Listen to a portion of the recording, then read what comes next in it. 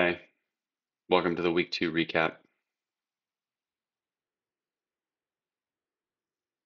I hate fantasy football. I don't know why I do this to myself. I mean, winters are already cold enough and long enough here in Boise. And then I add this fucking misery on top of it all. All right, let's get to it. Um, I was up 46 points going into last night,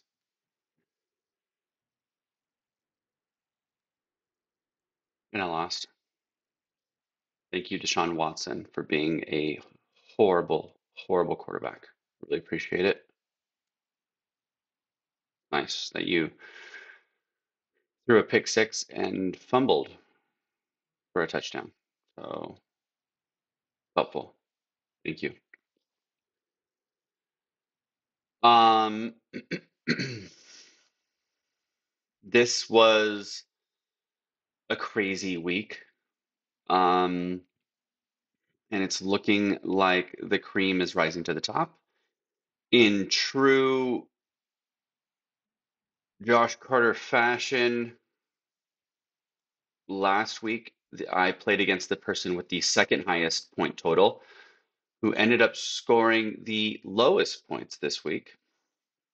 This week I played the person with the lowest points last week and had the highest points this week. So, this is kind of my MO.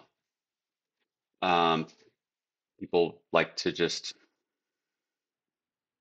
have their best performances when they play me. So, who has the honor of playing me in week 3? Oh, it's Zach. Zach, who just lost his number one pick, his best player, Nick Chubb. Um, so Zach, don't worry. It doesn't matter what you do, you'll probably end up with like a top 3 point total and beat me next week. So don't stress, man. Um, Speaking of Nick Chubb, that was probably the worst thing I've ever seen in my life. Um, I'm very glad that ESPN did not show the slow motion, but then Nick or Zach mentioned it in the chat, and so of course I had to go look at it, and I wish I didn't because that was awful looking. I don't know how his knee is still attached to his body, or his lower half of his leg is still attached to his body. That was awful. And you really feel for Nick Chubb. Like, I think I saw Mina Kimes tweet out that like there are few players that are more exciting to watch in the NFL than Nick Chubb. Um, he is like America's running back. He's fantastic. Everyone loves him. Um, yeah, it's really sad to see that. Um, Yeah, I mean, last night's game was just total shit. I mean, Steelers defense doing what they did against me, Nick Chubb getting hurt. Um, yeah, it just sucks. It really sucks. So if you can't tell, like I'm kind of depressed this morning. So, um, you know, but I'm not the only one who's probably depressed this morning. Eric, who has the second highest, no, third highest point total of the week and loses. Sorry, fourth highest point total of the week and loses by 3 points. That's brutal. That's really brutal, man. Um, but showing a lot of consistency, right? I mean, last week's point total, this week's point total. So you're showing a lot of consistency there, Eric. You got a lot to be excited about there. We only have two teams that are 2-0.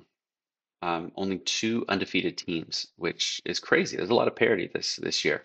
And it's funny because like our standings are kind of mimicking the NFL standings, right? Like there are a lot of teams that are 2-0, and you're like, how the hell is this? Like three teams in like the NFC South are 2-0. Like what? That's insane. Like how are there three 2-0 teams in the NFC South? When you have like so many other teams that are 0-2, the Bengals, Chargers, like these teams are, it's crazy that they're 0-2. Um, when everyone picked them to be like playoff contenders and stuff. So, um, it's okay. We're only 2 weeks in. No need to panic yet, unless you're Zach, in which case, I expect to see like half of your fab being spent on Jerome Ford this week. Um, so what other headlines, besides Eric's narrow loss, Anthony's narrow victory, obviously, two 2-0 teams, Cuddy Shark and Don't Panic, in opposite divisions, thankfully. So we're not going to have like a crazy thing there. And both like deserved too, I think. Especially with Cuddy Shark. I mean, killing it week after week. Don't Panic. Had a lower point this week, but still pulled out a victory. Um, it's crazy to see like the point gap right now because I mean, we had three teams that were under 80 points, and we had three teams that were over 130 points, almost four teams over 130 points. So, um, it's like feast and famine here. It's mimicking our economy. It's the haves and the have-nots that we have here. Um, what other storylines of the week? I think that's it. We've got plenty of injuries, like Bill said. Barkley's out for a couple of weeks with an ankle. Eckler, no timetable to return. Um, Chubb out for the season. Dobbins out for the season. So keep an eye on the waivers. Get your waiver picks in. Those will process in the morning. Get your fab in. And other than that, good luck to everyone. Okay, I'm gonna go start drinking.